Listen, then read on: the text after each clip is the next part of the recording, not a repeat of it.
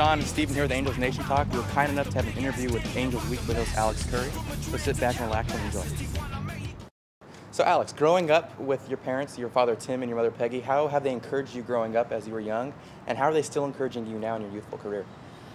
Our house was a very inspirational house. I was the oldest of 4 girls, so it was always about following your dreams and anything is possible. It was a very creative household. So being able to have that kind of support from an early age and continuing on through my life, it made it very easy to kind of just like say what I wanted to do and do what I wanted to do and actually believe what I wanted to do. I mean, my mom and my dad are my biggest fans, and they're still the first person I call when I get anything, like the first person I call after a job.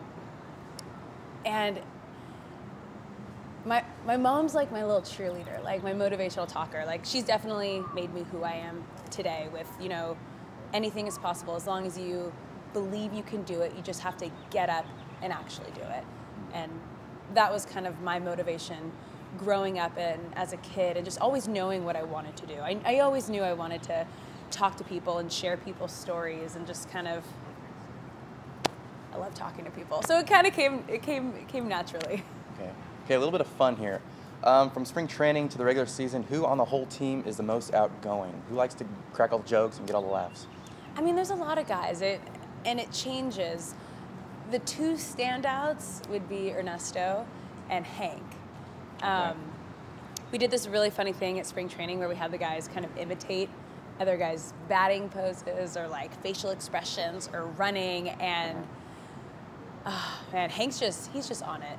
And he'll be the first one to crack a joke. I mean, we were shooting with Ernesto 2 weeks ago, and then he just randomly starts beatboxing and like dropping a rap. And it's just, he's the one that's always kind of like trying to bring the team up. And then CJ's so outgoing and positive and be the best you can be every day. And Mark, just as much as everyone else. So it's hard because they're all such positive people. There's not like a bad egg on the team, and everyone's such a loving family. So somebody filled in for Torrey Hunter or something like that? Yeah, I mean, it obviously in the beginning was kind of oh no, he's gone. I mean, he was the heart and soul of the clubhouse, and he kind of was a father figure to so many guys on the team. But I think it allowed a lot of the other guys who might not have stepped up before to kind of take on that role. Okay, when you were younger in college, going to San Diego State, you used to drive 2 hours to work and back right in the same day. How did that motivate you now and keep you focused on what you're doing now? I said from the very beginning, driving was never going to be an issue.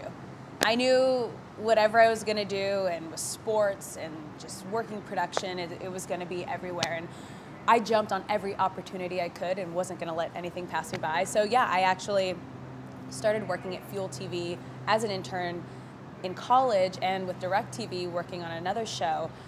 And they were happening during finals. I would like take a final, jump in my car, drive up to LA, shoot at night, sleep at my parents', drive back down to school, take a final, get my car, drive back up to LA. It was a lot of hard work, but once again, it taught me that if you're willing to put in the time and the effort, dreams can come true. Yeah, Alex, you grew up very around here, Southern California. Sean mentioned that you went to San Diego State. Now, what were you like growing up? Did you play a lot of sports? Did you come to Angel games? What did you do? What were you like? I played every sport imaginable. I mean, softball and soccer were my 2 main sports up into high school, and then I ended up playing soccer through college at San Diego State. But I mean, I played volleyball, I swam, I played tennis, softball, soccer, wakeboarding, surfing, snowboarding. I mean, I was the guy girl. I was like a tomboy at heart, but like looked really girly, I guess. I don't know.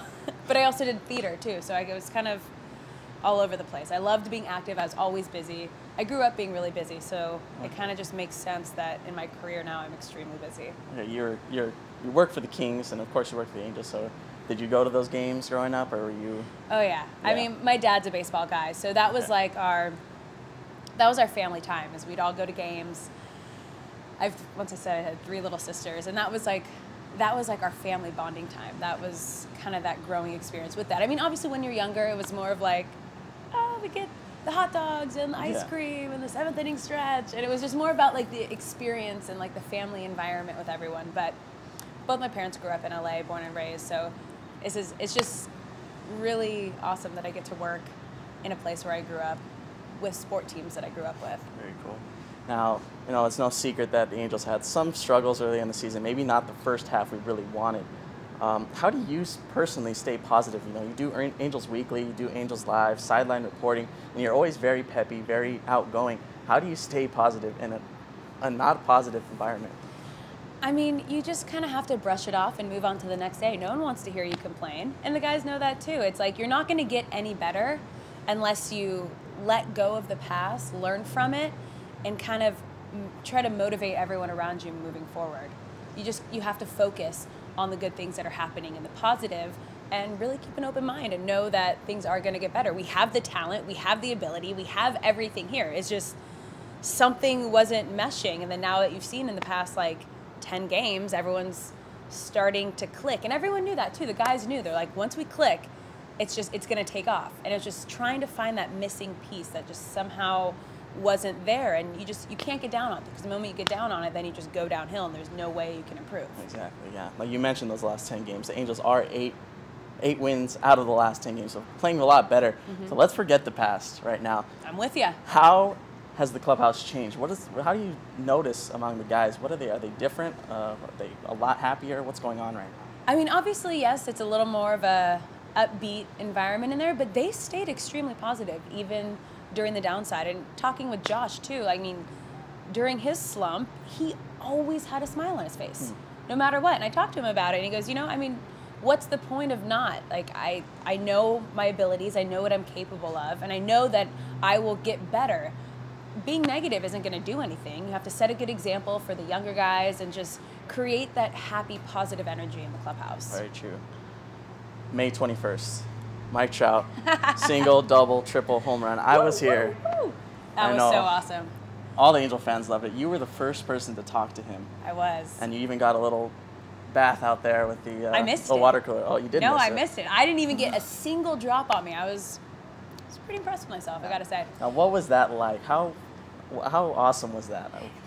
It's really fun, because I've kind of been with Trout through the stepping stones of his career. I was the first person to talk to him once he got called up last year, and then going to the All-Star game, being the third youngest All-Star to get a hit, and talking to him then, and then as soon as he won Rookie of the Year, going out to his house in New Jersey and talking to his family, and then getting his first career cycle. It's such a beautiful and unbelievable progression that he's doing, and how he's grown as a player.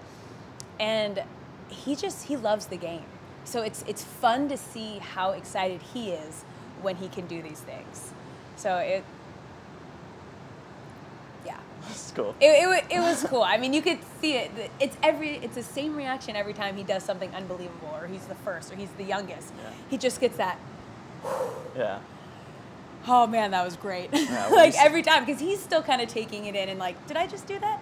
Yeah, I just did that. That was pretty cool. How would you say that's your favorite moment working for the Angels? I definitely say it's up there.